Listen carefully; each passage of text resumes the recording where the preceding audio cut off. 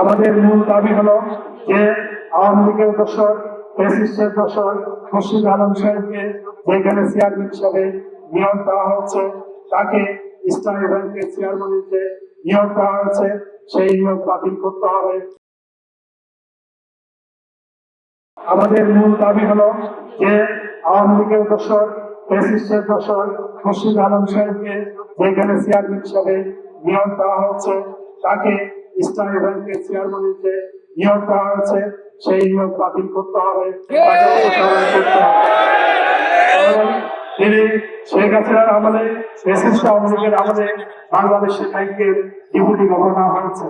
বাংলাদেশ ব্যাংকের deputy governor সহ যে সমস্ত কর্মকর্তার সহযোগিতা এছাড়া ইসলামী ব্যাংক সহ অন্যান্য ব্যাংকগুলো লুটপাট করেছেন, এই ব্যাংকগুলো থেকে টাকা পাচার করেছেন, তার সহযোগী হিসাবে তারাই ভূমিকা পালন করেছে এবং ব্যক্তিগতভাবে তিনি দুর্নীতির সাথে জড়িত, যেটা আমরা সংবাদ মাধ্যমে আমরা জানতে পেরেছি এবং তিনি অনৈতিক নারী ঘটকের সাথে তিনি জড়িত।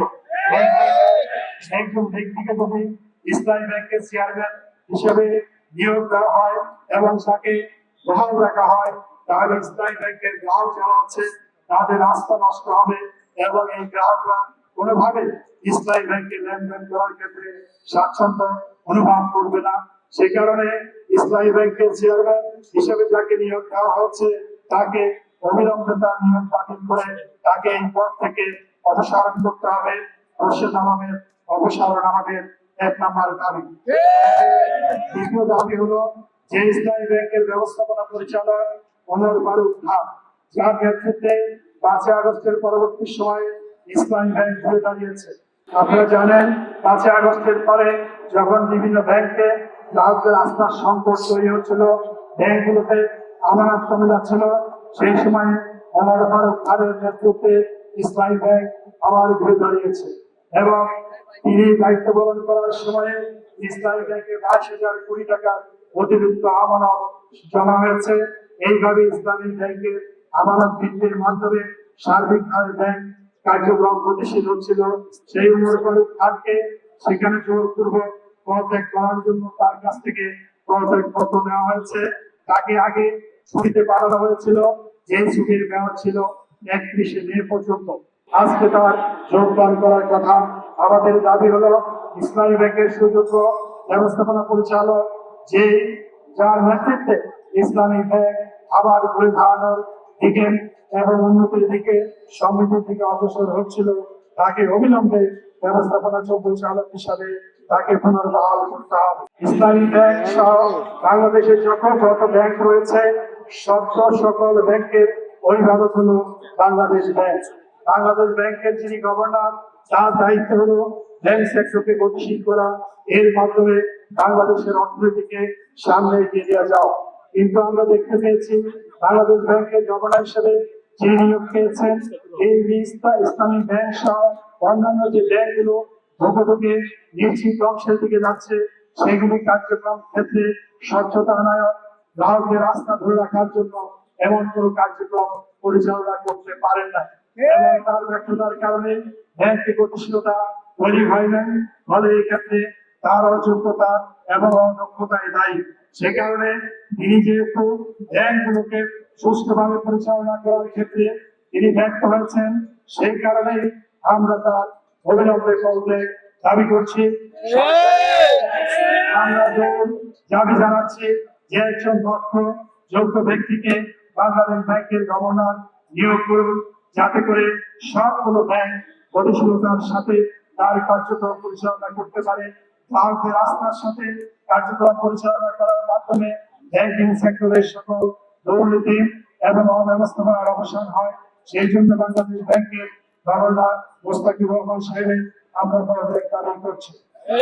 আমাদের এই শান্তিপূর্ণ কর্মসূচি ছিল যাতে করে ইসলামী ব্যাংকে তাকে চেয়ারম্যান হিসেবে নিয়োগ দেওয়া হয়েছে, যিনি সরকার আমাদের বাংলাদেশ ব্যাংকের ডেপুটি গভর্নর হিসেবে দায়িত্ব পালন করেছেন এবং এছাড়াওকে ব্যাংক ডাকাত হিসেবে একজন ব্যাংক লুটেরা হিসেবে প্রতিষ্ঠিত করার ক্ষেত্রে যিনি ভূমিকা রেখেছেন, সেই ধরনের একজন ব্যক্তি জুলাই গণ অভ্যুত্থান উত্তর বাংলাদেশে, নতুন বাংলাদেশে ইসলামী ব্যাংকের মতো একটি প্রতিষ্ঠানে তিনি চেয়ারম্যান দায়িত্ব পালন করবেন, এটা সচেতন গ্রাহক সমাজ কোনোভাবেই মেনে নেবে না। আমরা বিগত অনেক দিন থেকেই আন্দোলন করছিলাম যে ইসলামী ব্যাংকের যারা সচেতন গ্রাহক আছে, গ্রাহক করার ব্যানারে আমাদের আন্দোলনের প্রধান কর্মসূচি ছিল যে ব্যাংক লুটেরা, ব্যাংক ডাকাত, যে সালাম যিনি ইসলামী ব্যাংক থেকে নামে বেনামে 1,05,000 কোটি টাকা তিনি আত্মসাৎ করেছেন, এই টাকার একটি অংশ তিনি বিদেশে পাচার করেছেন। যে ব্যাংক ডাকাত তার যে ইসলামী ব্যাংকের শেয়ারগুলো রয়েছে সেই শেয়ারগুলো বাংলাদেশ ব্যাংক বাজেয়াপ্ত করেছে। এই শেয়ারগুলো বিক্রয় করে নগদায়নের মাধ্যমে তার যে ঋণ আছে সেই ঋণের সাথে সমন্বয় করতে হবে। আমাদের দাবি ছিল এছাড়াও বাংলাদেশে যে সমস্ত আমার অস্থাবর সম্পত্তি রয়েছে সেই সমস্ত সম্পত্তি বিক্রয় করে তার ঋণের সাথে সমন্বয় করতে হবে। একইভাবে আমাদের দাবি ছিল যে সম্পদ বাংলাদেশ থেকে বিদেশে পাচার করেছে সেই সম্পদ দেশে ফিরিয়ে আনতে হবে এবং ইসলামী ব্যাংকের ঋণের সাথে সেগুলিকে সমন্বয় করতে হবে। এই দাবি আদায়ের লক্ষ্যে আমরা বাংলাদেশ ব্যাংকের গভর্নর বরাবর স্মারকলিপি পেশ করেছি।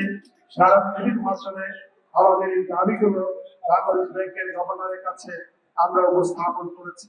একইভাবে ইসলামী ব্যাংকের যিনি চেয়ারম্যান ছিলেন ডক্টর জোবায়দুর রহমান, তার কাছেও এই দাবিগুলো আদায়ের লক্ষ্যে আমরা স্মারকলিপি নিয়েছি।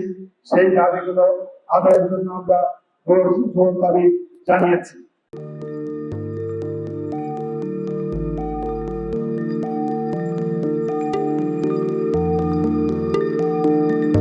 পহেলা জানুয়ারি 2026 ইউটিউব জার্নালিজমের অগ্রদূত changeTV.press সংগ্রাম মুখর 7 বছর পেরিয়ে পা রাখলো গৌরবান্বিত 8 বছরে। এই আনন্দ প্রহরে সবাইকে নিরন্তর শুভেচ্ছা।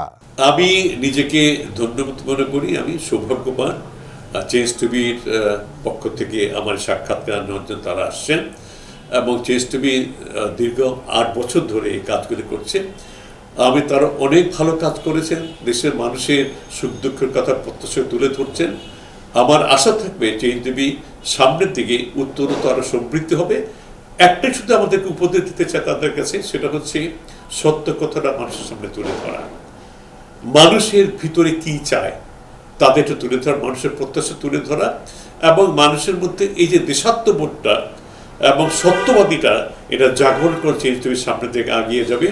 এবং যারা দেশের কথা চিন্তা করে এবং দলমত নির্বিশেষে যে লোকগুলো আছে তারা দেশের কথা চিন্তা করে, দেশের উন্নয়নের কথা চিন্তা করে, কোনো পক্ষপাতিত্ব করে না, তাদের বক্তব্য দেশের মানুষের তুলে ধরা, এই কাজগুলি সামনে এগিয়ে নিয়ে যাবে, এটা আমাদের প্রত্যাশা।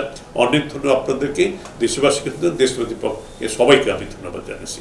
changeTV.press এক ফোঁটা হলুদও নেই। আমরা শুধু আপনাদের কাছে একটাই আবেদন করব, মিথ্যার পিছনে দৌড়বেন না, সত্যকে ধারণ করেন, সত্যকে জনগণের কাছে তুলে ধরেন। সেটা যতই কঠিন হোক না কেন পিছপা হবেন না, ভয়ের কোনো কারণ নেই। আল্লাহর সাথে থাকেন, আল্লাহ আপনাকে সাহায্য করবে। কোনো মানুষের কাছ থেকে কোনো সাহায্য কামনা করবেন না। ধন্যবাদ। changeTV.press এক ফোঁটা হলুদও নেই। হ্যাঁ, চেঞ্জ টিভি আমি বিশেষ কারণে দেখি সুযোগ পেলে, বিশেষ করে তোমার অনুষ্ঠানটা যখন হয় আগে পরে আমি দেখে থাকি, ভালো লাগে, উপস্থাপনা ভালো, মোটামুটি সব কিছু ভালো। আমি তাদের শুভকামনা করি এবং চেঞ্জ টিভি আমি আশা করি সবসময় নিরপেক্ষ, যেহেতু এই চেঞ্জ টিভিটা সংবাদ প্রচারের একটা মাধ্যম, সুতরাং সঠিক সংবাদটাই চেঞ্জ টিভি প্রচার করবে, এটাই আমার কামনা থাকবে তাদের কাছে, সেই সঙ্গে আমার শুভেচ্ছা থাকবে। changeTV.press এক ফোঁটা হলুদও নেই। সুপ্রিয় দর্শক, এই চেঞ্জ টিভি বিগত 7 বছর ধরে খুবই গুরুত্বপূর্ণ ভূমিকা পালন করছে আমিরুল মোমিনিন মানিক। উনি তো এখন বাংলাদেশে একটা ন্যাশনাল ফিগার হয়ে দাঁড়িয়েছেন। তিনি সত্যকে ধারণ করে আছেন, সত্য প্রচার করে, সত্যের প্রকাশ করে, সত্য ধারণ করে তিনি একটা পরিবর্তন আনতে চেয়েছেন এই সমাজে। আমি আশা করি এটাতে অনেকে উদ্বুদ্ধ হয়েছেন এবং এই চেঞ্জ টিভির ভূমিকা অন্যকে অনুসরণ করার জন্য আমি আবেদন জানাবো। একই সাথে চেঞ্জ টিভির কর্তৃপক্ষ এবং দর্শক শ্রোতাকে আমার ব্যক্তিগত দোয়া এবং শুভেচ্ছা রইল।